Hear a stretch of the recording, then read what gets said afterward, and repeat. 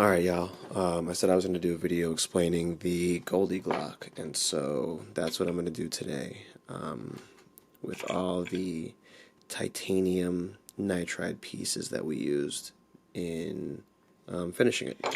So let's just set this up in a way that the autofocus respects my fucking authority. Let's just lock it there, to be honest. Okay, so first things first. We got some non-tin gold pieces that I want to address so nobody fucking says anything. Yes, they're from Tyrant CNC, whatever. They look cool. I actually bought this set when I was on my second iteration. It's got the 2 chevrons. I thought that was cool. It's actually not that cool. They are aluminum. Whatever. Not a big deal, but it's just a distinguisher of the whole thing, and it makes it look nice and blah, blah, blah. Anyways, off to the side. So, somewhere the fuck over here, I literally just had... Am I crazy? There it is. So, we've got the hollowed out, not exactly skeletonized striker. This is a lone wolf, if I'm not mistaken. We have a TiN plunger. We've got a TiN depressor. We've got a TiN extractor. All super, basic so far. We've got a TiN barrel that I definitely did some damage to. Not a big deal. And that's pretty much it. Oh, no, I lied. That's not pretty much it. I lied. Yeah, so we've got... I'm being an asshole. You can't see it. You're just going to have to believe me. Promise it's in there. The polymer spacer or sleeve is not polymer. It is tin. They suck at first. Don't do them. They really suck at first. It takes a little bit of copper polish, and then they feel amazing. You'll notice all the hardware is tin. So I got the Centennial Defense, I think makes it. Just lower parts kit. It's pins. Make sure you get the right one, because I think they do have one for Polymer80 that includes the 4th pin. Otherwise, a Gen 4 kit should work with the 4th pin. Then coming on to the inside, we did everything in tin.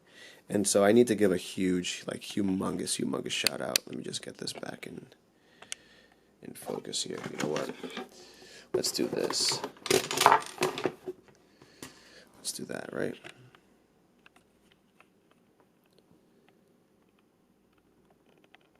I think we should be pretty good there. Okay.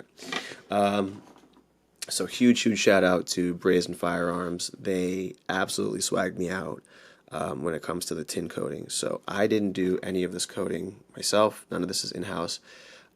You cannot buy this ejector. You cannot buy the Polymer80 rails. First of all, from Polymer80 themselves, but especially in tin, you cannot find a tin connector. You can't do it.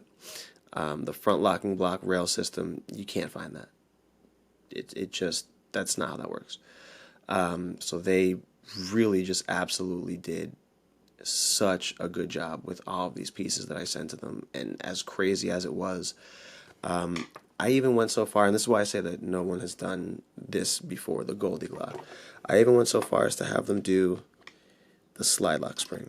That's also tin in there. So they did an absolutely amazing job. And so I'm just going to reassemble this real quick. No big deal. I also use the Maritime spring cups. So easiest way to shove all this together when you're doing this is that first spring. Okay. Take your slide. All right. And it's going to kind of go in there like that. I don't think I'm going to be able to do it this way and show, but I will try. So with this, in this orientation, you can really easily just...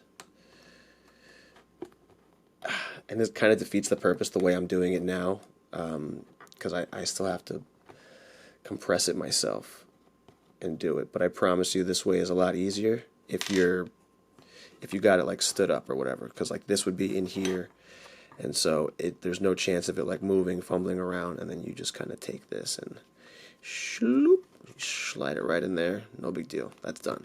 Like, that's a done deal. Okay, now little tiny spring, and I didn't do any of the springs in tin. I don't know if you can do that. I don't know if it's a thing that anyone should recommend to anyone. I did not do any research on that, and I will not be the first guinea pig of the actual springy springs in tin. A lot of the other pieces already existed, and so, you know, safety plunger, extractor, depressor, like I said, the striker, all those already existed as, you could already buy them coated in tin, and then there were 5 other components that I had to send off myself for completion in that tin coating. I think I might try the NP3 Plus or whatever the fuck that new shit's called now. Seems legit. Hello? What the fuck in there? Oh, the guide rod is fluted. It's from L2. They're in Coral Springs, Florida. Kind of local to me. Pretty good company. Call them up.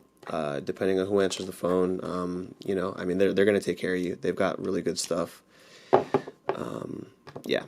I think these are True Glow, whatever the cheap one is. But look at this shit. They're fucking super dark, dude. Like, I mean, they're super bright. Like, look at that.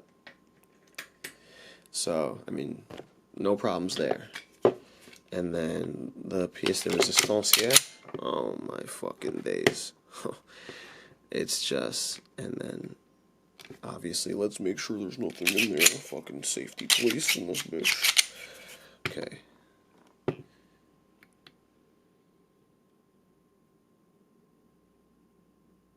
So nice. Fuck me. So nice. Jesus Christ. And then there she fucking blows. The GoldyGlock.